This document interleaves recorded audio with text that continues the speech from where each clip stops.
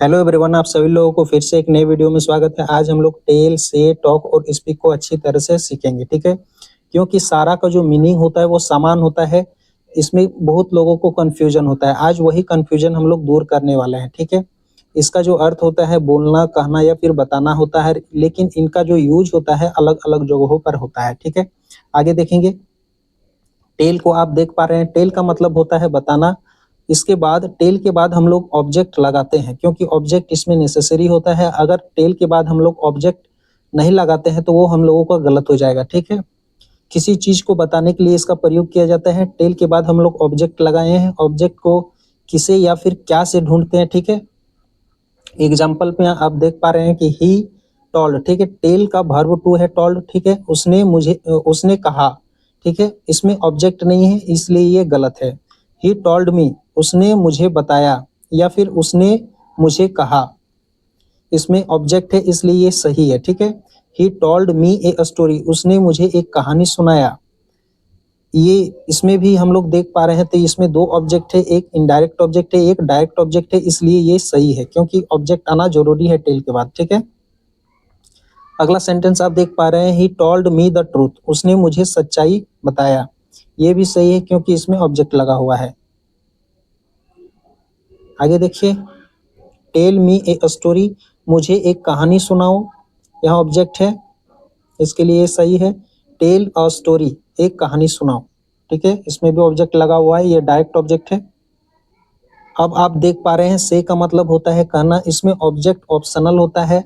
Object का हम लोग प्रयोग कर भी सकते हैं या नहीं भी कर सकते हैं, ठीक है। लेकिन इसमें क्या क्या पे जोर दिया जाता है, ये चीज आपको याद रखना है। इसमें से लगाया गया है, से के बाद हम लोग ऑब्जेक्ट नहीं लगाए हैं, क्योंकि ऑब्जेक्ट ऑप्शनल है, लगा भी सकते हैं या फिर नहीं भी लगा सकते हैं। से के बाद यहाँ समथिंग लिखा गया है, इसका मतलब कोई चीज आएगा, यहाँ ऑब्जेक्ट आएगा। से के बाद हम लोग टू का प्रयोग करते हैं जब समवन, कोई सजीव या फिर हम लोग बोले इनडायरेक्ट ऑब्जेक्ट रहता है, तब हम लोग टू का प्रयोग करते हैं, ठीक है। एग्जाम्पल में आप देख पा रहे हैं, ही सेड, ये हम लोगों का सही है, उसने कहा, क्योंकि इसके बाद ऑब्जेक्ट आ भी सकता है, नहीं भी आ सकता है, ठीक है। He said to me I am tired, उसने मुझसे कहा मैं थका हूँ। ही के बाद हम लोग सेड का प्रयोग किए हैं। सेड के बाद हम लोग टू लगाए हैं। टू यहाँ इसलिए लग रहा है क्योंकि यहाँ ऑब्जेक्ट है, और जब भी इनडायरेक्ट ऑब्जेक्ट होता है उसके पहले हम लोग टू का प्रयोग करते हैं, ठीक है। यहाँ आप देख पा रहे हैं, से सॉरी, ठीक है, माफी मांगो। से यस या नो, हाँ बोलो या ना बोलो, ठीक है। से हेलो, नमस्ते बोलो। आगे देखेंगे। अब हम लोग देख पा रहे हैं टॉक। टॉक का मतलब होता है बात करना। बात करना यानी दोनों तरफ से होता है, ठीक है। दो व्यक्ति है, दो या दो से अधिक व्यक्तियों के बीच हो सकता है, दोनों तरफ से बात होना चाहिए, तब हम लोग टॉक का प्रयोग करते हैं। टॉक के बाद अक्सर टू या विद को देखा जाता है। टू और विद लगाते हैं, क्योंकि इसके बाद जब भी हम लोग इनडायरेक्ट ऑब्जेक्ट का प्रयोग करेंगे तब हम लोग टू या फिर विद लगाते हैं, ठीक है। अगर फिर डायरेक्ट ऑब्जेक्ट का प्रयोग करना हो, किसी चीज के बारे में बताना हो, तब हम लोग अबाउट का प्रयोग करते हैं। एग्जाम्पल आप देख पा रहे हैं, they are talking to each other, वे एक दूसरे से बात कर रहे हैं। यहाँ हम लोगों ने टू लगाया है क्योंकि ईच अदर इसमें क्या है, ये इनडायरेक्ट ऑब्जेक्ट है, ठीक है। They are talking about something, यहाँ अबाउट इसलिए लगा हुआ है क्योंकि ये हम लोगों का डायरेक्ट ऑब्जेक्ट है, ठीक है।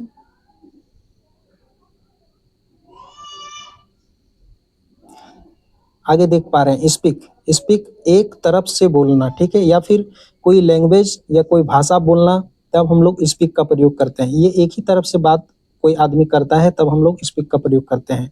स्पीक प्लस लैंग्वेज, कोई भाषा जैसे हिंदी, इंग्लिश या अदर लैंग्वेज हो गया कोई भी, तब हम लोग इसका प्रयोग करते हैं। स्पीक के बाद टू लगाते हैं जब कोई समवन होता है, यानी इनडायरेक्ट ऑब्जेक्ट होता है, तब हम लोग टू का प्रयोग करते हैं, ठीक है।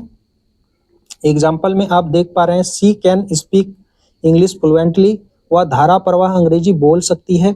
यहाँ हम लोग स्पीक का इसलिए प्रयोग कर रहे हैं क्योंकि ये भाषा बोल सकती है, ठीक है। अगला प्रश्न है, may I speak to the manager, क्या मैं मैनेजर से बात कर सकता हूँ। इसमें भी स्पीक का प्रयोग है क्योंकि इसमें एक साइड से बोलने का बात है, ठीक है।